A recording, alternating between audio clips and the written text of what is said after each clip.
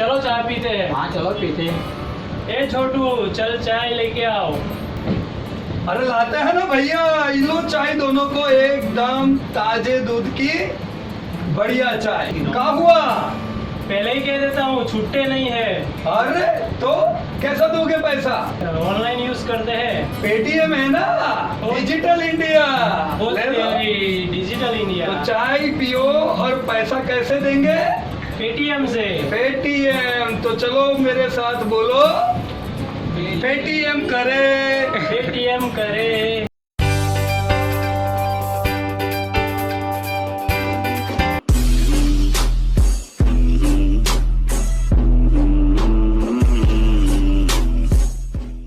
Paytm, पे through mobile. यह है दोस्तों आपकी नई कंपनी जिनका DRHP फाइनल हो चुका है। तो आइए दोस्तों, प्रॉफिट फ्रॉम इट के साथ मैं पीयूष पटेल आप सबका स्वागत करता हूं।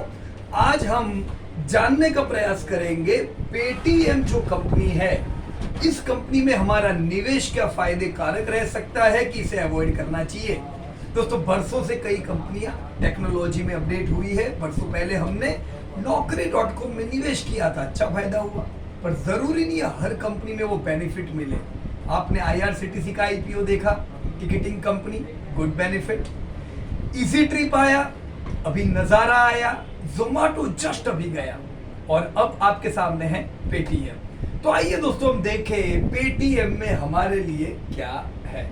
दोस्तों आज के इस डिस्कशन में हम लोग जानने का प्रयास करेंगे ऑफर क्या है, कौन है कंपनी के शेयर होल्डर्स, कंपनी का ऑब्जेक्ट क्या है और किस बेसिस पे ये ऑफर लेके आए हैं, इंडस्ट्री ओवरव्यू क्या है जिससे हम जान सके कि ओवरऑल इंडस्ट्री कैसी है, ग्रो करेगी कि नहीं करेगी। हम पेटीएम के फाइनेंशियल डेटा देखेंगे, उनकी बैलेंस शीट कैसी है, कंपनी के प्रॉफिट करती है कि लॉस करती है, धंधा ग्रोथ करता है कि नहीं करता है, वगैरह वगैरह। और इन सारी चीजों से दोस्तों हमें मिलेगा कंक्लूजन कि पेटीएम में निवेश करना चाहिए कि नहीं। सो फ्रेंड्स, सबसे पहले ऑफर क्या है। तो जैसे आप देख पा रहे हो दोस्तों, डेट डिक्लेयर नहीं हुआ है, भाव डिक्लेयर नहीं हुआ है। जब हो जाइएगा तब आप इन चीजों को मैच कर सकते हो। पर ये जो IPO आना चाहिए एज पर DRHP 16,600 करोड़ का ये IPO होना चाहिए। 16,600 करोड़ टोटल फंड रेज होंगे, उसमें से 8,300 करोड़ OFS होगा। OFS यानी पुराने इन्वेस्टरों के पास जाएगा, ये ऑफर फॉर सेल रहेगा। बाकी 8,300 करोड़ जो है वो कंपनी के पास आएंगे। तो आधा पैसा कंपनी के पास, आधा पैसा पुराने स्टेक होल्डरों के पास। इस प्रकार से कंपनी का ऑफर डिस्ट्रीब्यूटर है। सो फ्रेंड्स, अगर 8,300 करोड़ कुछ कंपनी के पास जाएगा वो फ्यूचर प्लान में काम लगेगा। बाकी के 8,300 करोड़ सेलिंग शेयर होल्डर के पास जाएंगे। तो सेलिंग शेयर होल्डर कौन है? विजय शेखर शर्मा, जो कि कंपनी के फाउंडर है। कुछ पैसा उनके पास जाएगा और उनके साथ के दूसरे जो सेलिंग शेयर होल्डर है, ये बाद के VC है जिन्होंने फंड दिया था कंपनी को आगे बढ़ाने के लिए। उसमें आपकी आती है अलीबाबा की कंपनी, एडफिन और खुद अलीबाबा होल्डिंग। इनके अलावा कुछ और VCs है, सैफ वगैरह। तो ये सारे लोग हैं आपके सेलिंग शेयर होल्डर इस इशू के। अब अगर ये सेलिंग शेयर होल्डर हमें शेयर दे रहे हैं, तो आइए दोस्तों इस कंपनी का फाइनेंशियल स्टेटमेंट देखें, जिससे हमें पता चले कि हमें जो ऑफर हो रही है ये काम की है कि नहीं है। दोस्तों सबसे पहले अगर बैलेंस शीट देखें तो यहाँ पे नॉन करंट एसेट्स करीबन 1,800 करोड़ की है, इंक्रीजिंग मोड पे है, अच्छी है। नॉन करंट एसेट्स के अलावा करंट एसेट देखें, क्या कंपनी के पास पैसा है जो इमीडिएट लिक्विड हो सकता है? तो जी हाँ दोस्तों, कंपनी की लिक्विडिटी स्टेटस भी अच्छा है। ये हम कैसे कह सकते हैं दोस्तों? लिक्विडिटी पोजीशन अच्छी है, हम कैसे कह सकते हैं? हम देख के करंट एसेट्स को देख के आप देख सकते हो दोस्तों, करीबन 150 करोड़ का इन्वेस्टमेंट है। कुछ 300-400 करोड़ ट्रेड रिसीवेबल्स है, 550 करोड़ के कैश और इक्विवेलेंट्स है, और करीबन 2-2.25 करोड़ का बैंक बैलेंसेस है। ये सब चीजें काम लग सकती है करंट एसेट्स में वर्किंग कैपिटल के रूप में। तो दोस्तों बैलेंस शीट में अगर हम एसेट्स कॉलम देखें, एवरीथिंग इज फाइन और ये बढ़ती जा रही है। इसके अलावा जो सबसे इंपॉर्टेंट चीज जो देखनी चाहिए वो हम देखेंगे दोस्तों इनके लायबिलिटीज कॉलम में। तो ये है दोस्तों इक्विटी और लायबिलिटीज। सबसे पहले इक्विटी आप देख सकते हो करीबन 61 करोड़ की इक्विटी है।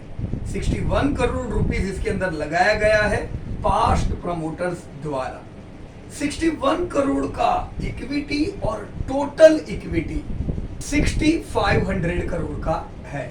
तो कंपनी के पास टोटल इक्विटी भी अच्छा एक्यूमुलेट हुआ है। अब ये जो एक्यूमुलेशन 6500 करोड़ बता रहा है, ये कोई प्रॉफिट से नहीं हुआ होगा। ये अलग अलग प्रकार के जो वीसी के इन्वेस्टमेंट आए हैं, कैश इनफ्लो रहा है, वहां से ये टोटल रिटेन्ड अर्निंग्स है। तो इक्विटी कितना है 61 करोड़, टोटल इक्विटी कितना है 6500 करोड़। इक्विटी के अलावा अब हम लायबिलिटीज देखेंगे। लायबिलिटीज में सबसे पहली चीज जो हम देखते हैं वो होती है नॉन करंट बोरोइंग। तो दोस्तों बोरोइंग जनरली टेक्नोलॉजी रिलेटेड कंपनियों में नहीं होती है। आप पेटीएम भी देख सकते हो, दे आर डेब्ट फ्री कंपनी, बोरोइंग कोई प्रकार का नहीं है। लीज लायबिलिटी इनकी जरूर है, हो सकता है उनकी जो कुछ ब्रांचेस हो या कोई भी जो उनके स्टेशन है वो लीज पे रहेंगे।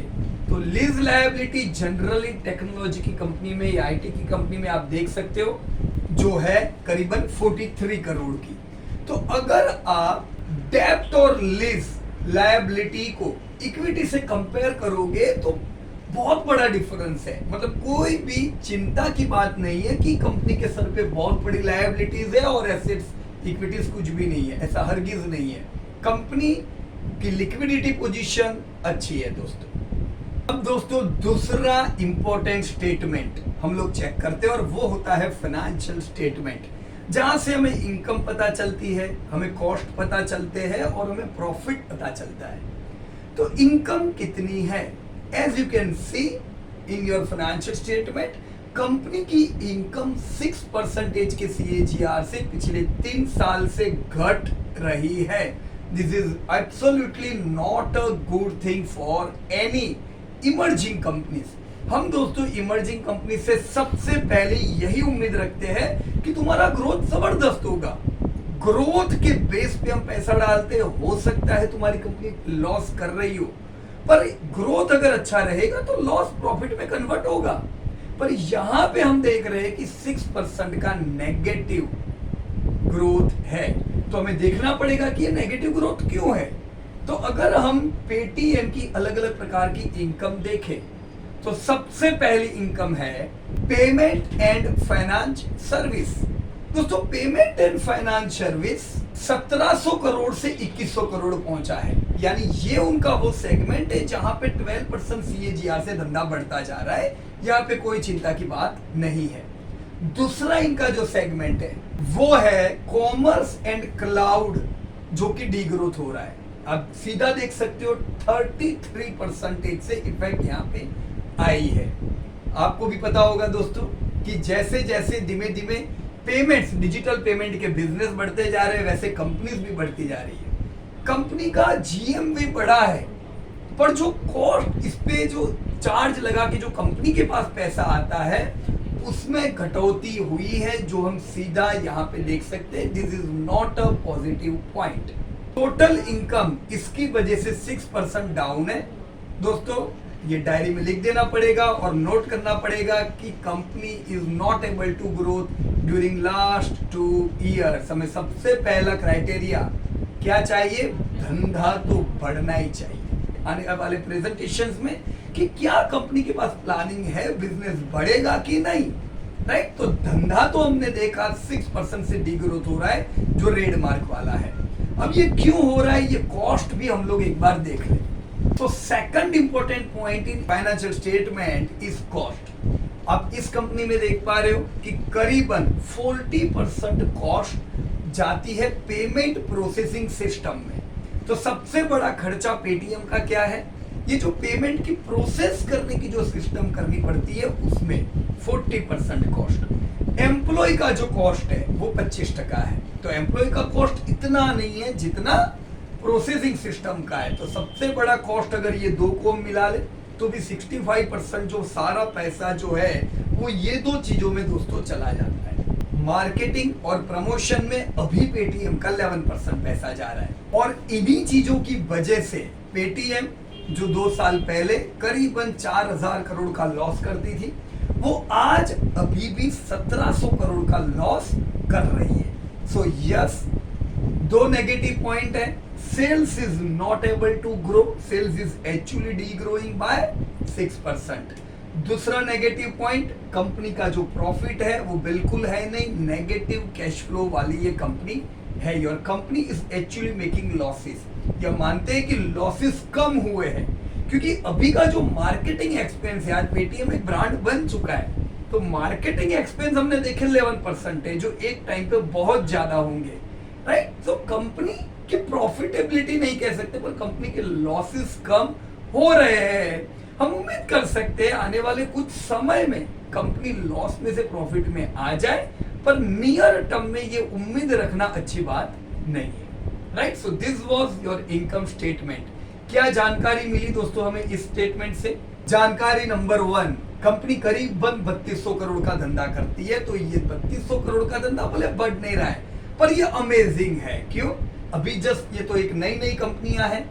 इस प्रकार की अगर नई टेक्नोलॉजी की कंपनियां 3-3 हजार करोड़ का टर्नओवर करने लगे, so that's really amazing thing.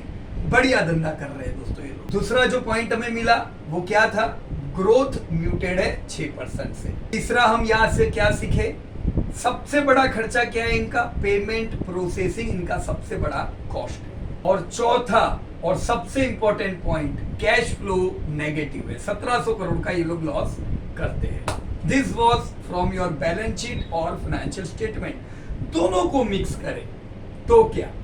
अगर मैं दोनों को मिक्स करूं, बैलेंस शीट और आपके फाइनेंशियल स्टेटमेंट को, तो बैलेंस शीट से मेरे को जानकारी मिली कंपनी के पास लिक्विडिटी अच्छी है, पैसा है आने वाले समय के वर्किंग कैपिटल के लिए। मुझे इनकम स्टेटमेंट से जानकारी मिली ग्रोथ नहीं है, कंपनी लॉस कर रही है, राइट। तीसरी, ऑफर जो है ये ऑफर में 8300 करोड़ आ रहे कंपनी के पास, तो पूरे के पूरे प्रमोटर नहीं ले जाएंगे, तो कंपनी के पास एडिशनल 8000 करोड़ आएगा जो ग्रोथ में काम लगेगा, राइट। और चौथी, फ्यूचर ग्रोथ डिपेंड इसी चीज पे करता है, कितनी कंपनी के पास कैश रहती है और वो कैसा एक्सपेंशन करते हैं। ये थी दोस्तों जानकारी दो स्टेटमेंट से जो हम लोगों को मिले। अब आइए दोस्तों हम लोग शेयर होल्डिंग पैटर्न देखें। यहाँ पे हमने उनको इंक्लूड किया हुआ है जो 1% से ज्यादा अपना होल्डिंग रखते हैं। तो 1% से ज्यादा होल्डिंग रखने वालों में जो कंपनी के जो खुद जो प्रमोटर है मिस्टर शर्मा, उनका होल्डिंग कितना है? 12%। तो 12% खुद का होल्डिंग बहुत ज्यादा नहीं है, उनसे इन्वेस्टर्स का होल्डिंग बहुत ज्यादा है, राइट। तो इन्वेस्टर में सबसे बड़े कौन है? एंड फिन, राइट। ये नीदरलैंड की जरूर है पर आपकी वही कंपनी है चाइना की, राइट, जैकमा वाली कंपनी। तो जैकमा की कंपनी, एसवीएफ होल्डिंग, सेफ मॉरिशस की अलग अलग वीसीज है। ये सारे चीजों से आपका बनता है पूरा शेयर होल्डिंग पैटर्न। तो हमें एक चीज क्लियर होना आनी चाहिए कि पेटीएम के अंदर अभी कौन लोग हैं। तो अभी बड़े बड़े निवेशक है और खुद मालिक है जिनकी जगह 12% की है। तो हम लोगों ने दोस्तों शेयर होल्डिंग पैटर्न तो देख लिया कि अभी इनके कौन मालिक है, पर ये जो आईपीओ ये लेके आ रही है इसका ऑब्जेक्ट क्या है? तो object of the offer, object मैंने आपको थोड़ा पहले बता दिया कि 16,600 का एक फंड रेज करने वाले हैं, जिसमें से 8300 करोड़ किधर जाएगा? ये प्रमोटर्स के पास, मिस्टर शर्मा के पास, आपकी जो एंट होल्डिंग कंपनी है उनके पास और सेफ के पास। तो ये है आपके सेलिंग शेयर होल्डर। बाकी का 8300 करोड़ जो कंपनी के पास आएगा उस पे कंपनी का प्रयोजन है। तो कंपनी का क्या प्रयोजन है 8300 करोड़ के पीछे? इसमें से 4300 करोड़ कंपनी ग्रोथ और डेवलपमेंट के पीछे खर्चने वाली है। तो आने वाले समय में कंपनी का सेल्स बढ़े, ग्रोथ करती जाए कुछ टेक्नोलॉजीज पे, कुछ और ऑर्गेनिक, इनऑर्गेनिक स्टाइल में कुछ अगर अपॉर्चुनिटीज मिलती है उनको लेके आगे बढ़ने पे 4300 करोड़ का खर्चा रहेगा। 2 करोड़ स्पेशली बाजू में रखेंगे नए बिजनेस को एक्वायर करने में और ग्रोथ इनिशिएटिव्स में। तो ये इसी प्रकार से आपके कुछ जो पैसे हैं 6-7 हजार करोड़ वो ग्रोथ के लिए बाजू में रहेंगे। उम्मीद कर सकते हैं इन पैसों से कंपनी को ग्रोथ मिले। अब दोस्तों किस बेसिस पे कंपनी 16,000 करोड़ का ये आईपीओ लेके आई है? तो बेसिस जब भी हम देखते हैं 2 बेसिस देखने चाहिए, क्वालिटेटिव मतलब कंपनी कहां पे स्टैंड करती है, और quantitative in the terms of figures. तो ये दोनों चीजों को अगर हम कंसीडर करें, सबसे पहले हम लोग लेते हैं क्वालिटेटिव फैक्टर्स। क्वालिटेटिव फैक्टर में पहला पॉइंट आता है लार्ज मार्केट अपॉर्चुनिटी। कोई डाउट ही नहीं है दोस्तों, बिजनेस इनका जो इंडस्ट्री में है वहां पे बड़ी अपॉर्चुनिटी है और खुद पेटीएम बढ़िया उसके अंदर ग्रोथ करती जा रही है।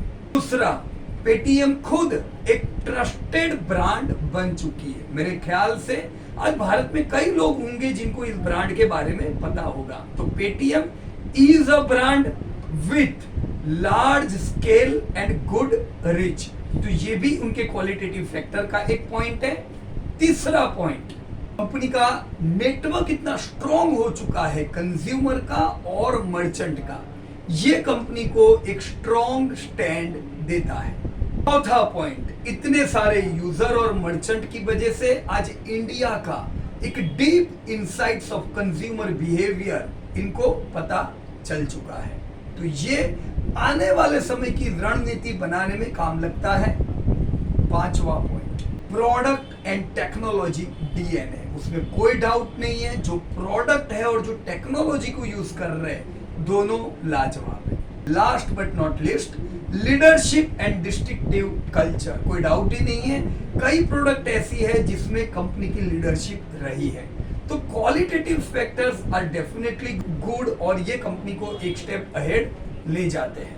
पर क्वालिटी के साथ हमें फिगर्स भी देखनी चाहिए, क्वांटिटेटिव फैक्टर कि वो कंपनी को कहां स्टैंड कराएंगे। आइए दोस्तों क्वांटिटेटिव फैक्टर देखें। दोस्तों क्वांटिटेटिव फैक्टर में पहला पॉइंट, मुझे क्या मिलेगा।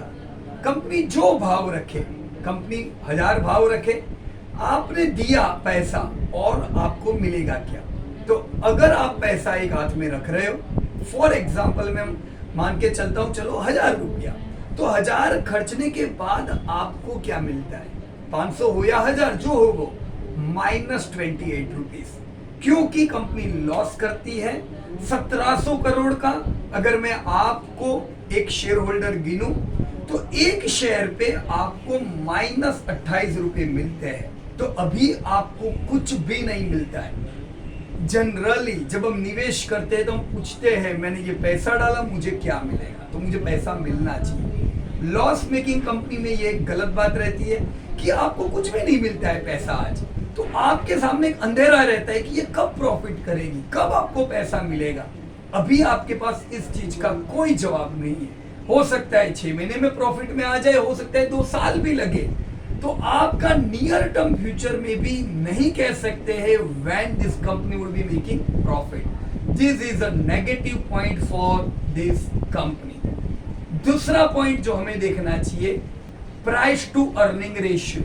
प्राइस टू अर्निंग मतलब मैं जो पैसा फेंक रहा हूं खरीदने के लिए, उसके सामने मुझे जो मिल रहा है मैं कितना ज्यादा रुपया फेंक रहा हूं। तो ये भी अभी भाव डिसाइडेड नहीं है, हम नहीं कह सकते हैं। प्राइस आने के बाद ये चीज पे चर्चा जरूर हो सकती है, लेकिन पी इसका नेगेटिव रहेगा। नेगेटिव इसलिए रहेगा क्योंकि कंपनी इज मेकिंग लॉसेस। तो प्राइस टू अर्निंग तो आप प्रॉपरली नहीं गिन पाओगे, पर कंपनी का जो एनएवी है, जो बुक वैल्यू से हम उसको कंपेयर कर सकते हैं, वो है 108 रुपीज। तो अगर 108 रुपए की कंपनी की वैल्यू है और कंपनी अगर 500 रुपए पे आपको देती है शेयर, तो हमें ये मान के चलना पड़ेगा कि हम जो बुक वैल्यू है उससे 5 गुना पैसे पे कंपनी को खरीद रहे हैं, अगर 500 पे देती है तो। राइट, देखो जनरली इमर्जिंग कंपनीज जो होती है लॉस कर रही होती है, फिर भी बुक वैल्यू से हाई प्राइस पे आपको ऑफर की जाती है, क्योंकि ये एस्टिमेटेड होता है कि ग्रोथ अच्छा करेगा।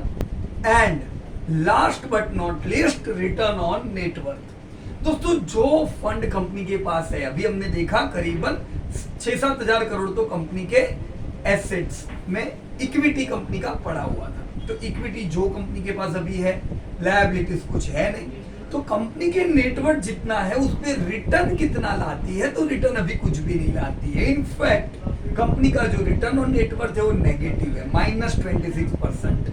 मैंने आपको बताया कि Naukri.com में आईपीओ के समय पे हमने पैसा भरा, आज बहुत अच्छा पैसा बढ़ा, पर वहां पे इसलिए बढ़ा क्योंकि कंपनी उस समय भी प्रॉफिट करती थी, आज भी प्रॉफिट करती है, राइट। ये केस में हम देखें तो अभी रिटर्न ऑन नेटवर्थ नेगेटिव है। ये पता नहीं कब, 6 महीने में, साल में कब पॉजिटिव होगा। रिटर्न ऑन नेटवर्थ कब पॉजिटिव होगा, जब कंपनी की प्रॉफिटेबिलिटी बढ़ेगी, राइट। उम्मीद कर सकते हैं कंपनी प्रॉफिट में आए, लेकिन तभी आपका रिटर्न ऑन नेटवर्थ पॉजिटिव रहेगा। तो क्वांटिटेटिव पैरामीटर में अगर हम देखें तो कंपनी को 0 मार्क मिलते हैं। एक ही पॉजिटिव पॉइंट है, कंपनी का रिच जबरदस्त है, जिसमें से कंपनी 3000 करोड़ रुपया अपनी तिजोरी में डाल पाती है, पर वो कंपनी के पास रहता नहीं है, इतने कॉस्ट है कंपनी के, राइट। तो क्वांटिटेटिव फैक्टर में कुछ अच्छे मार्क कंपनी को नहीं मिलेंगे, quality wise good, quantity wise negative. So as you can see, basis of the offer में जो 2 पॉइंट डिस्कस किए, क्वालिटी वाइज बढ़िया पॉइंट मिलेंगे, क्वांटिटी वाइज एवरेज पॉइंट मिलेंगे। तो अब क्या करें, उम्मीद रखे कि नहीं कि क्वालिटी तो अच्छी पर क्वांटिटी सुधरेगी कि नहीं, वो आपको बता सकता है अगर हम थोड़ा डीप इनसाइट करें इनकी इंडस्ट्री में कि इनका धंधा क्या है, ये किस प्रकार से काम करती है। अगर इनके धंधों में ग्रोथ दिखे तो आप उम्मीद रख सकते हो कि क्वांटिटेटिव फैक्टर्स इंप्रूव करेंगे। चलो दोस्तों, तो आ जाओ इंडस्ट्री ओवरव्यू हम लोग चेक करें। दोस्तों ओवरव्यू अगर हम इंडिया का ले तो सबसे पहला चार्ट आप देख सकते हो, इंडिया का जो जीडीपी है ये आने वाले 5 साल में एज पर IMF आप देख सकते हो 9% का ग्रोथ एस्टिमेटेड है। तो इंडिया का तो ओवरऑल ग्रोथ तगड़ा रहना है। इंडिया का अगर ग्रोथ अच्छा रहता है तो वो अलग अलग इंडस्ट्री को बढ़िया सपोर्ट कर सकता है। इतना ही नहीं दोस्तों, आज जो इंडिया है अभी हमको पता है 2.7 ट्रिलियन का हमारा जीडीपी है। इसके मुताबिक लेटेस्ट 2020 के डेटा अगर हम देखें तो भारत 6ठे नंबर की दुनिया की सबसे बड़ी इकोनॉमी है, पर 9% के ग्रोथ को अंदाजे में लेके जो यहां पे आप फॉल देख रहे हो कोरोना का, जो दुनिया भर की इकोनॉमी में आया, जो बाउंस बैक देख रहे हो, ये बाउंस बैक इंडिया का सबसे स्ट्रॉन्ग है। इवन आने वाले कुछ सालों में इंडिया की जो इकोनॉमी है वो चाइना के ग्रोथ को भी पार करके आगे निकलेगी, ऐसे लोगों के अनुमान है। इसके हिसाब से इंडिया जो आज 6ठे नंबर की इकोनॉमी है, ये दुनिया की सबसे बड़ी 3रे नंबर की इकोनॉमी हो जाएगी। दोस्तों कोई डाउट नहीं है, जीडीपी बढ़ने वाला है, इंडस्ट्री को सपोर्ट जरूर मिलेगा। तो दोस्तों ऐसा क्यों लगता है कि भारत की इकोनॉमी दुनिया भर को आउट परफॉर्म करेगी? इसके पीछे के ये 5 महत्व के पॉइंट है। सबसे पहला पॉइंट दोस्तों, फेवरेबल डेमोग्राफी। हम जानते हैं इंडिया यंगेस्ट मेजर इकोनॉमी है। इंडिया में 75 करोड़ लोग वर्किंग एज ग्रुप में आते हैं, तो 75 करोड़ यानी दुनिया की सबसे बड़ी वर्किंग एज पॉपुलेशन इंडिया में है। जिसे अगर हम यूएस से कंपेयर करें तो यूएस के पास 17 करोड़ वर्किंग एज पॉपुलेशन है। तो फेवरेबल डेमोग्राफिक, जिससे इकोनॉमी को जबरदस्त बूस्ट मिलेगा। दोस्तों यंग इंडिया की मीडियन एज 28 है, जो आने वाले बरसों तक इंडिया को यंग बनाए रखेगी। इसे अगर हम चाइना से कंपेयर करें तो 38, यूएसए 38 और आपकी यूरोपियन या जापानीज इकोनॉमी 40+। तो India is youngest major economy and a country with productive population. तो अब फेवरेबल जो डेमोग्राफी है वो तो फेवरेबल है, उसके साथ दूसरा जो पॉइंट है दैट इज अर्बनाइजेशन। तो अर्बनाइजेशन कैसे सपोर्ट करेगा इकोनॉमी को। दोस्तों आने वाले कुछ सालों में, आने वाले 5 इयर्स में हम लोग देखेंगे इंडिया में करीबन 60 करोड़ लोग अर्बन में होंगे, जो कि यूएस की अर्बन जनसंख्या से 1.5 गुना ज्यादा है due to high population. India अभी भी रूरल में बसता है। जैसे रूरल टू अर्बन का ये जो ट्रांसफॉर्मेशन होता है, वैसे कंजप्शन पे इसकी पकड़ मजबूत आती है, राइट। तो अर्बनाइजेशन तो होना है। तीसरा और बहुत ही important point, rising middle class. दोस्तों अभी का जो इंडिया है इसमें लोअर इनकम के लोग ज्यादा है। मिडिल क्लास में जो लोग हैं, मिडिल क्लास की संख्या इतनी बड़ी नहीं है जितनी लोअर क्लास की है। आने वाले टाइम में ये अपग्रेडेशन हम देखेंगे। अब ये जो अपग्रेडेशन होगा, कई परिवार होंगे जो अपने आप को अपग्रेड करेंगे लोअर क्लास में से मिडिल क्लास में। तो आने वाले समय का जो भारत होगा, जस्ट अंदाजा लगाइए, भारत का 65% पॉपुलेशन लोअर क्लास में नहीं होगी, मिडिल क्लास में होगी, जो एक कंजप्शन की इकोनॉमी बनाते हैं। इसी को ध्यान में रख के इंडिया आने वाले समय में दुनिया की तीसरे नंबर की सबसे हाई कंजप्शन कंट्री बनेगी। तो दोस्तों राइजिंग मिडिल क्लास ये चौथे पॉइंट को बूम करता है, जो है राइजिंग कंजप्शन। पांचवा और आखिरी point, government at front foot. आपने देखा ही है किस प्रकार से अलग अलग बदलाव जो आए, फिर चाहे वो डिमोनेटाइजेशन का हो, चाहे वो जीएसटी का हो, या चाहे मेक इन इंडिया हो। तो हम यहाँ पे एक चीज तो देख पाए कि इंडिया ने जो बिजनेस रैंकिंग है, ease of doing business ranking काफी हद तक इंप्रूव की है पिछले ये सालों में। दोस्तों एक समय था जब डिमोनेटाइजेशन के समय हम ही लोग कहते थे कि ये इंडिया है, यहाँ कुछ डिजिटल नहीं है, कैसे लोग डिजिटल इस्तेमाल करेंगे। और आज देख लीजिए आपके डिजिटल को लेके कंपनी के आईपीओ आ रहे हैं और ये 3-3 हजार करोड़ कर रहे हैं। आपने जोमेटो का आईपीओ देखा, 2000 करोड़ का टर्नओवर। कैसे ये कंपनियां कुछ भी नहीं थी, डिमोनेटाइजेशन के बाद ये इतनी बड़ी हुई, इन्हें फायदा हुआ है ऐसी कुछ चीजों का। So friends, this were the growth driver for India. ये तो दोस्तों बात है पूरे ओवरऑल जीडीपी की, लेकिन डिजिटल के क्या हाल है। तो जैसा आप यहाँ पे देख पा रहे हो, अभी इंडिया में इंटरनेट के एक्सेस वाली टोटल पॉपुलेशन 70 करोड़ है।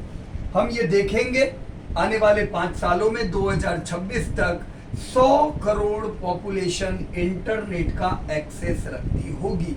तो अगर 100 करोड़ पॉपुलेशन के पास अगर इंटरनेट एक्सेस हो, अब अंदाजा लगा सकते हो किस प्रकार से डिजिटली बाइंग हो सकता है। आज दोस्तों भारत में 55 करोड़ लोगों के पास स्मार्टफोन है।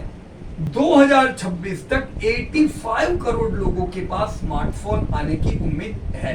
करीबन उनमें से 45 करोड़ लोग ऐसे हैं जिनके अकाउंट्स है सोशल मीडिया पे, तो कुछ ना कुछ एक्टिविटी कर रहे हैं। हो सकता है वो लोग ट्रांजैक्ट ना करें, पर वो लोग एक्टिव हो चुके हैं ऑनलाइन। यही जो लोग हैं ये 2026 तक 90 करोड़ की जनसंख्या होगी। तो दोस्तों एक्टिव इंटरनेट यूजर की संख्या बूम होने वाली है आने वाले समय में भारत में। तो दोस्तों कोई डाउट ही नहीं है, डिजिटली हम लोग आगे बढ़ ही रहे हैं। पिछले दशक में दोस्तों भारत ने 50 करोड़ स्मार्टफोन यूजर नए बनाए। आने वाले 5-6 सालों में यही संख्या 85 करोड़ तो पहुंचने वाली है। तीसरा इंपॉर्टेंट पॉइंट, 100 करोड़ लोगों के पास इंटरनेट एक्सेस। जैसे एक जमाने में हर गांव तक रोड पहुंचे, ये गोल हुआ करते थे ताकि लोग ट्रांसपोर्टेशन कम्युनिकेशन कर सके। अभी के जमाने में कम्युनिकेशन डिजिटली हो गया है। जितने ज्यादा लोगों के पास इंटरनेट, उतना ज्यादा उनका एकदम फास्ट कम्युनिकेशन, एजुकेशन भी ऐसे, ई कॉमर्स बिजनेस भी वैसे। पिछले 6 सालों में डेटा कॉस्ट भी उसी प्रकार से घटी है। करीबन 250 रुपए पर जीबी की जो डेटा कॉस्ट थी, ये पिछले 6 सालों में 11 रुपए आ चुकी है। इसी डिक्रीज्ड डेटा कॉस्ट ने, जो जियो का जो लॉन्चिंग हो उसके बाद जो हमने इफेक्ट देखा, इसी डिक्रीज्ड डेटा कॉस्ट ने बूम में और सपोर्ट किया है। दोस्तों ये है पूरा इवोल्यूशन इंडियन पेमेंट सिस्टम का, किस प्रकार से 1991 में लिबरलाइजेशन हुआ, फिर आपने अलग अलग प्रकार के डेवलपमेंट देखे और आज यही डेवलपमेंट NEFT IMPS को पीछे छोड़ते हुए QR कोड से पेमेंट तक पहुंच चुके हैं। So yes, India is growing ahead in digitalisation. दोस्तों इमर्जेंस ऑफ डिजिटल पेमेंट, आज दोस्तों अगर हम देखें तो 20 ट्रिलियन के करीब के वैल्यू के ट्रांजैक्शन आज हो रहे हैं, जो आने वाले 5 सालों में 50 ट्रिलियन पहुंचने वाले हैं। तो करीबन 17-18% की CAGR ग्रोथ से digital transactions in the terms of value बढ़ते जा रहे हैं। दोस्तों इसके साथ ही अगर हम वॉल्यूम भी देखें, मतलब नंबर ऑफ ट्रांजैक्शन, तो जैसा दोस्तों आप लोग यहाँ पे देख पा रहे हो, 2018 में 14 बिलियन के ट्रांजैक्शंस, अभी 43 बिलियन के, और आने वाले 5 सालों में यानी 2026 में आज का 43 बिलियन 150 से 200 बिलियन पहुंचे, ये उम्मीद है। सो दोस्तों कोई डाउट नहीं है कि डिजिटल इकोनॉमी की और इंडिया बढ़ता जा रहा है। जो कंपनीज होगी उन्हें जरूर इसका लाभ होना चाहिए। दोस्तों आप देख सकते हो किस प्रकार से पूरा इवोल्यूशन हुआ है, कैसे मोबाइल पेमेंट से शुरुआत हुई थी, किस प्रकार से डिमोनेटाइजेशन आया, लोग कह रहे थे कि डिजिटल इंडिया नहीं चलेगा, किस प्रकार से आज हर दुकान के बाहर हम लोग पेटीएम या गूगल पे या फोन पे के बोर्ड आज देख रहे हैं, कैसे पूरा इवोल्यूशन हुआ है, कैसे आज QR कोड तक हम लोग पहुंच चुके हैं। तो किस प्रकार से मोबाइल पेमेंट्स आने वाले 5-6 सालों में 3 ट्रिलियन US$ के वैल्यू के ट्रांजैक्शन करता होगा, जो आज से 5 गुना ज्यादा होंगे। ऐसे ही कंज्यूमर टू मार्केट का जो प्रोग्राम है, कंज्यूमर टू मार्केट के जो ट्रांजैक्शंस है, वो भी आज जो हो रहे हैं उससे 7 to 8 टाइम्स आने वाले 5-6 सालों में इंक्रीज होंगे। तो high growth is expected in overall this segment. तो फ्रेंड, अगर ये इतना ग्रोथ कर रहा है तो इसमें लीडर कौन है? अगर हम डेटा देखें तो मोबाइल पेमेंट में पेटीएम मार्केट लीडर है। अगर हम मर्चेंट, कंज्यूमर टू मर्चेंट के डेटा देखें, कंज्यूमर टू मर्चेंट ट्रांजैक्शंस में बाय वॉल्यूम आप देख सकते हो पेटीएम का मार्केट शेयर 40% है, और नंबर ऑफ ट्रांजैक्शन में सेम कंज्यूमर टू मर्चेंट में पेटीएम का मार्केट 65 to 70% है, राइट? तो यस, कंज्यूमर टू मर्चेंट में पेटीएम लीडर है, लेकिन ओवरऑल ट्रांजैक्शन में पेटीएम लीडर नहीं है, ये भी याद रखना पड़ेगा। दोस्तों ओवरऑल जितने भी ये UPI वगैरह वगैरह अलग अलग कंपनियों के ऑनलाइन पेमेंट ट्रांजैक्शंस होते हैं, उसमें अगर हम टोटल मार्केट देखें तो फोन पे बहुत आगे है, 43% का उनका टोटल मार्केट है। फिर आता है गूगल पे 36%, और तीसरे नंबर पे आता है आपका पेटीएम 15% का मार्केट। तो हमें ये नहीं भूलना चाहिए कि खाली कंज्यूमर टू मर्चेंट का मार्केट नहीं है, ओवरऑल बड़ा मार्केट है। तो ये जो टोटल मार्केट में तीसरे नंबर की कंपनी आती है पेटीएम, पहले पे कोई और है, तो लीडरशिप नहीं है इनकी टोटल मार्केट में, राइट? और अच्छी तरह से समझने के लिए हमें ये इंडिया की टोटल डिजिटल पेमेंट फनल समझनी होगी। दोस्तों टोटल मर्चेंट अगर हम इंडिया के देखें तो करीबन 6.5 करोड़ मर्चेंट है, जिसमें किराना दुकान सब कुछ आ गया। ये मर्चेंट्स की संख्या 2026 तक करीबन 8.5 करोड़ हो जाएगी।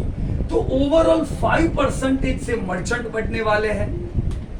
6.5 करोड़ मर्चेंट में से 4.5 करोड़ जो मर्चेंट है ये डिजिटली एनेबल्ड है, मतलब इंटरनेट का इस्तेमाल करते हैं।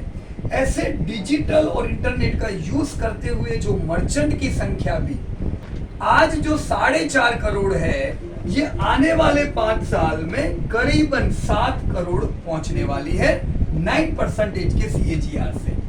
तो दोनों जगह पे अच्छा काम हो रहा है, मर्चेंट बढ़ रहे, डिजिटली एनेबल्ड मर्चेंट भी बढ़ते जाएंगे। इसके साथ ही जो QR कोड यूज करने वाले जो मर्चेंट आज 3.5 करोड़ है, ये भी 6 करोड़ हो जाएंगे। तो over the period of time digitally enabled merchant की संख्या बढ़ेगी, जो डिजिटल पेमेंट को तो बूम करेगी। इससे टीपीवी आने वाले 5 साल में जो आज है उससे 4 गुना बढ़ने की उम्मीद है। तो दोस्तों आज के जो मर्चेंट है 3.5 करोड़, वो कैसे डिजिटली एनेबल्ड है? कुछ के पास QR कोड्स, कुछ POS मशीन और कुछ पेमेंट एग्रीगेटर्स के द्वारा कर रहे हैं, और यही संख्या 6 करोड़ तो पहुंचने वाली है। ये चीज में लॉजिकली कोई तथ्य नहीं अगर हम सोचे कि ये सब नहीं चलेगा, ये सब चलेगा नहीं, ये सब दौड़ेगा। अब दोस्तों अगर अलग अलग मर्चेंट्स इसका इस्तेमाल करेंगे तो सीधी सी बात है, हमें कुछ इंडस्ट्री पे ध्यान रखना चाहिए। जो इंडस्ट्रीज इस प्रकार के पेमेंट को यूज करेगी और इंडस्ट्री का भी ग्रोथ अच्छा होगा, ये काम लग सकता है खुद ग्रोइंग इंडस्ट्री को पेमेंट एनेबल करने के लिए। तो आइए दोस्तों हम कुछ इंडस्ट्री देखें जहां पे ये डिजिटल पेमेंट का अगर मेल होता है तो दोनों को फायदे होते हैं। कैसे? जैसे कुछ कॉमर्स ऐसे है, कुछ इंडस्ट्रीज ऐसी है जिनका ग्रोथ रैपिड होने वाला है। जैसे पहले आप देख रहे हो यहाँ पे गेमिंग, जो आज $3 बिलियन की इंडस्ट्री है, ये करीबन 35% के CAGR से बढ़ने वाली है। गेमिंग में भी पेमेंट सिस्टम का यूज होता है। दूसरा आप देख पा रहे हो ट्रैवल टिकटिंग, फिल्म टिकटिंग, ये दोनों ही इंडस्ट्री 5 to 9% से बढ़ने की उम्मीद है। फोर्थ इटेल, अब इटेल रिटेल का ही पार्ट है, राइट? रिटेल स्टोर से होता है तो इटेल ई कॉमर्स से होता है। दोस्तों इटेल आज $41 बिलियन की इंडस्ट्री है जो 2026 तक $150 बिलियन की होगी। So high growth from e-tail is expected, करीबन 30% का ग्रोथ इटेल से होगा। सो तैयार हो जाओ इटेल के लिए भी। फिर ई ग्रोसरी, अभी ग्रोसरी ज्यादातर आपके स्टोर से आ रही है, पर ई ग्रोसरी का मार्केट भी 40% के CAGR से बढ़े ये उम्मीद है। आज ये मार्केट करीबन $4 बिलियन का, ये 2026 तक as you can see $20-25 billion का हो जाएगा। ऑनलाइन फूड डिलीवरी जिसमें आपका जोमेटो जैसी कंपनी आती है, ये भी 35% के CAGR से ग्रोथ करनी चाहिए। वहां पे भी आप पेमेंट कैसे देते हो? Digital payment, right? India advertising, दोस्तों जैसे इंडस्ट्रीज बड़ी होती है एडवर्टाइजमेंट पे स्पेंड भी उनके बड़े होते हैं। आज ये जो एडवर्टाइजिंग जो $9 बिलियन की इंडस्ट्री है, ये करीबन 20 से 25 बिलियन की होगी। तो एडवर्टाइजमेंट भी 20% से बढ़ने की उम्मीद है। तो ये सारी इंडस्ट्री में कहीं ना कहीं डिजिटल का भी उपयोग उतना ही होने वाला है। दोस्तों ट्रैवल एंटरटेनमेंट टिकटिंग जो कोरोना से अभी अफेक्टेड है, 55% से उनका टर्नओवर डाउन है, यहाँ पे भी ग्रोथ आपको बढ़िया मिलेगा, 30% के CAGR एक्सपेक्टेड है। फिल्म टिकटिंग मार्केट 88% डैमेज हो चुका है, अभी खाली 12% है, यहाँ पे भी बढ़िया ग्रोथ की उम्मीद है। 64% के CAGR से ग्रोथ होना चाहिए। Advertising was not affected in corona, advertising में तो कोई अफेक्शन आया नहीं है, ये 10% से बड़े, ये पूरी उम्मीद रखनी चाहिए। और most important financial service sector को भूलना नहीं चाहिए, क्योंकि अगर रिटेल इंडिया का फास्टेस्ट ग्रोइंग सेक्टर है तो फाइनेंस भी इंडिया का फास्टेस्ट ग्रोइंग सेक्टर है। क्यों? कुछ पैरामीटर हमने यहाँ पे लिखे हैं। सबसे पहला पैरामीटर हाउस होल्ड डेप्ट।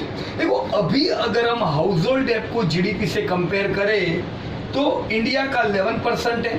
अब चाइना देख सकते हो 55%, US 75%। बहुत लोग कहते हैं इंडिया कर्जे में डूबा हुआ है। अरे किस बेस पे कहते हो दोस्त? इंडिया पे in fact government debt, public debt दोनों कम है। तो इंडिया में जो हम GDP के हिसाब से जो क्रेडिट आज ले रहे हो तो बहुत कम है। आप देख रहे हो 11%। जैसे आने वाले समय में लोगों की इनकम बढ़ेगी, ये क्रेडिट भी बढ़ेगी, तो हाउस होल्ड डेब्ट इंक्रीज होगा दोस्तों। इसके साथ क्रेडिट कार्ड पेनिट्रेशन कितना है इंडिया में? खाली 4%। अब चाइना से कंपेयर करो 53%, हर 2 में से एक व्यक्ति के पास क्रेडिट कार्ड है। इंडिया में 100 में से 5 के पास है, ये भी बढ़ेगा। इंश्योरेंस प्रीमियम आप देख सकते हो 4% का penetration, compare it with US 11, China तो अपने जितना ही अभी 4%, right? Percentage of population participating in stock market खाली 3% इंडिया में। इस साल हालांकि जबरदस्त बढ़ी है। इस साल हमने जबरदस्त ग्रोथ देखा है पार्टिसिपेशन रिटेल में दोस्तों। 3% आंकड़ा ये 2019 का है, अभी तो ये फिगर बढ़ी हुई है थोड़ी, लेकिन हम अभी भी बहुत कम है। चाइना को देखें तो 13% पॉपुलेशन इज पार्टिसिपेटिंग। 13% मतलब अगर इंडिया की 13% पार्टिसिपेट करे तो आप अंदाजा लगाओ 15 करोड़ 15 करोड़ 15 से 20 करोड़ लोगों का पार्टिसिपेशन इसमें होना चाहिए, जो अभी नहीं है, राइट। यूएस देखो 55% पॉपुलेशन स्टॉक मार्केट में पार्टिसिपेट कर रही है। Mutual fund AUM if you compare it with GDP 16% का खाली बेस है अभी इंडिया में। China 19, US 150%, right. तो ओवरऑल हम देखें तो फाइनेंस में इंडिया बहुत ही लो पेनेट्रेटेड है। आने वाले समय में बढ़िया ग्रोथ इन सब चीजों में मिलना चाहिए। सी फ्रेंड्स, हाउस होल्ड डेब्ट के जो हमने डेटा बताए, अभी इंडिया किधर है और इंडिया को अभी किधर जाना है, हर एक कंट्री से आप कंपेयर करके देख सकते हो। Same thing in insurance penetration, you can see where we are going to. इसी लो इंश्योरेंस पेनेट्रेशन की वजह से आप देख रहे हो ग्रॉस प्रीमियम इनकम इंडिया में 14% के CAGR से बढ़े, ये उम्मीद है। आज करीबन 1.2 लाख करोड़ के जो प्रीमियम आ रहे हैं, ये ऑलमोस्ट 2.3 करोड़ तक पहुंच जाने चाहिए। Stock market just compare it, क्या हाल है, राइट। अभी तो रिटेल पार्टिसिपेशन आना बाकी है।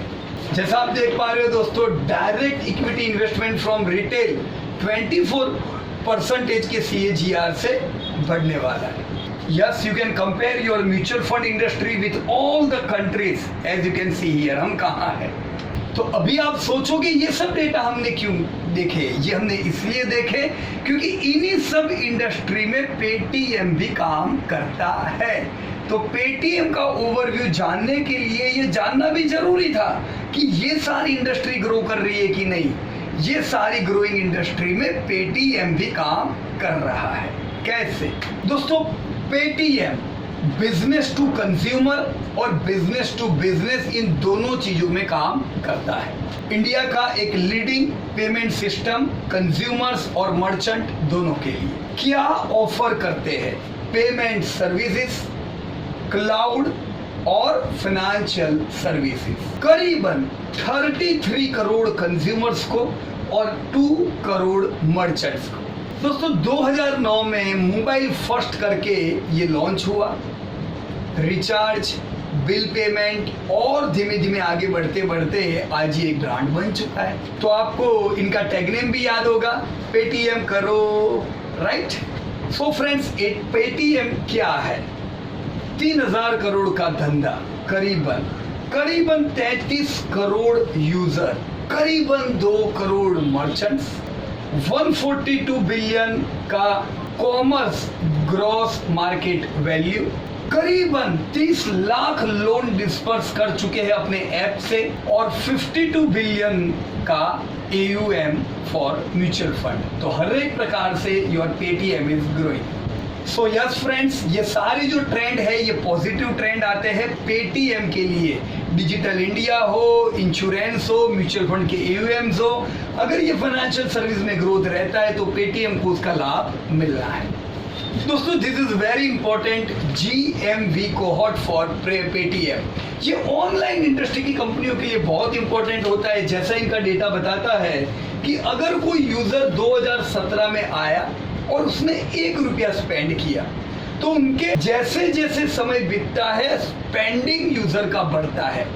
आज अगर हम 2021 देखें तो वही यूजर करीबन 7 गुना, कितना कह रहा हूं, 7 गुना स्पेंडिंग कर रहा है जो पहले 1 रुपया करता था। तो ई कॉमर्स की कंपनियों के लिए दोनों चीजें इंपॉर्टेंट है कि यूजर बढ़े, यूजर बने रहे। यूजर जब तक साथ रहेगा तब तक उनके स्पेंडिंग और इंक्रीज होने वाले हैं दोस्तों। और यही कोहोर्ट आपने जोमेटो में भी देखा था, इधर भी देख रहे हो। If your users are with you they are going to spend, right friend. अगर आपने पेटीएम का ऐप यूज किया है तो कुछ इस प्रकार से ऐप में आता है, पेमेंट सर्विसेज आती है, ऑफरिंग्स आती है, कॉमर्स एंड क्लाउड सर्विसेज आती है। So yes, good app and good development. Users ये लोग बढ़ाते जा रहे हैं, मर्चेंट्स ये लोग बढ़ाते जा रहे हैं, ऑफरिंग्स ऐड कर रहे हैं। इससे क्या होता है, एक चक्रव्यूह बनता जाता है। यूजर्स का बढ़ना, मर्चेंट का बढ़ना, ऑफरिंग का बढ़ना इनके ओवरऑल रेवेन्यू को अच्छा बढ़ावा दे सकता है। So at the end this are financial and operational performance. इतनी सब चीजें करने के बाद हमने किया क्या? हमने बैलेंस शीट, फाइनेंशियल स्टेटमेंट तो देखा। ये कुछ इंपॉर्टेंट पैरामीटर्स है यहाँ पे। जैसे सबसे पहले दोस्तों सबसे इंपॉर्टेंट है GMV यानी ग्रॉस मर्चेंट वैल्यू। जैसा आप देख पा रहे हो हर साल ग्रॉस मर्चेंट वैल्यू बढ़ती जा रही है। 2019 में जो करीबन 2300 बिलियन रुपए की थी, ये 2020 में 3000 की हुई और 2021 में 4000 बिलियन की हुई। तो GMV इज इंक्रीजिंग और ग्रोथ रेट भी आप देख सकते हो 95, 32 एंड 33%। तो हाई ग्रोथ से GMV बढ़ती जा रही है। लोन्स का जो इनका बिजनेस है ये भी हाई ग्रोथ में है, बढ़िया लोन्स डिसबर्स होती जा रही है। परंतु वापस नेगेटिव पॉइंट पे आ गए। ये सब करने के बाद जो रेवेन्यू कंपनी के पास आ रहा है वो तो 6% घटता जा रहा है। ये एक कड़वा सत्य है। तो कंपनी रेवेन्यू प्रॉपर जनरेट नहीं कर पा रही है। जितना काम कर रहे उसके हिसाब से रेवेन्यू को इफेक्ट नहीं आ रहा है। Revenue is actually D growing. अब ये जो ग्रोथ है वो पेमेंट और फाइनेंशियल सर्विस में तो अच्छा आ रहा है, लेकिन ई कॉमर्स और क्लाउड में इनका ग्रोथ घटता जा रहा था, जिसकी वजह से इफेक्ट इनको रेवेन्यू पे आई। सो यस, ये सब चीजों के बाद we will accept that they are making losses of around 1700 crore rupees. उम्मीद रखे आने वाले समय में प्रॉफिट में आए। This is the full timeline of your Paytm. किस प्रकार से 2009 में लॉन्चिंग हुआ, किस प्रकार से एक एक करके अलग अलग सर्विस ये लोग लॉन्च करते चलेंगे। Compounding all things we can say Paytm is a super app जिसमें सब काम हो सकते हैं। तो अब इतना सब करने के बाद दोस्तों कंक्लूजन क्या है, right? Conclusion number 1, balance sheet अच्छा, रेवेन्यू नहीं बढ़ रहा है। रेवेन्यू में उनको कुछ कंपटीशन टफ आ रही है, गूगल पे हो सकता है, फोन पे हो सकती है, जिससे GMV बढ़ने के बावजूद भी रेवेन्यू पे इफेक्ट नहीं ला पाए। So this is a negative thing. Company is making loss, पता नहीं कब प्रॉफिट पे आए। Yes, they belong to emerging sector, right? तो कुछ पॉजिटिविटी है, कुछ नेगेटिविटी है। आप लिस्टिंग गेन ले सकते हो क्योंकि ये इमर्जिंग सेक्टर में से आती है, राइट? लेकिन लॉन्ग टर्म वेल्थ के लिए जो मुझे नौकरी में दिखा था, जो मुझे जुबिलेंट में दिखा था, जो मुझे LTTS में दिखा, जो मुझे कई और कंपनी डीमार्ट जैसों में दिखा, वो चीज दोस्तों सही में यहाँ पे वो चीज नजर नहीं आ रही है। तो इसे थोड़ा ट्रैक करना पड़ेगा। आने वाले समय में भी हम इसको पाइवट पॉइंट पे रखेंगे और चेक करेंगे कि कंपनी की प्रॉफिटेबिलिटी इंक्रीज हो रही है, कंपनी का जो नेगेटिव है सेल्स वो क्या ग्रोथ में आ रहा है। अगर वो सारी चीजें कंफर्टेबल लगे, yes you can go through. फिलहाल keep it only for IPO। Wealth के लिए हम अभी इसको नहीं रखेंगे दोस्तों। जोमेटो में और इसमें एक बड़ा डिफरेंस है कि नहीं? जोमेटो का सेल्स बढ़ता जा रहा है, इनका सेल्स नहीं बढ़ रहा है, राइट फ्रेंड्स? सो दोस्तों, this was the report of your Paytm. मैं पीयूष पटेल, आप सब लोगों का मेरे साथ रहने के लिए धन्यवाद। दोस्तों, अगर आप लोगों ने ऐप प्रॉफिट फॉर्मेट की डाउनलोड नहीं करी है तो उसे डाउनलोड कर दीजिएगा, क्योंकि उसी में आपको सारी इंडस्ट्री के अपडेट आते हैं। वेब एक्सेस नहीं है, आप वेब एक्सेस ले सकते हो और यूट्यूब चैनल का फायदा उठा सकते हो। अलग अलग इवेंट्स हमारे आते हैं, उन इवेंट्स में एक्टिव पार्टिसिपेशन करके आप करंट सिनेरियो में क्या चल रहा है उसके बेनिफिट, उसके अपडेट आप ले सकते हो, राइट फ्रेंड्स? सो धन्यवाद, चैनल को सब्सक्राइब कर दीजिएगा।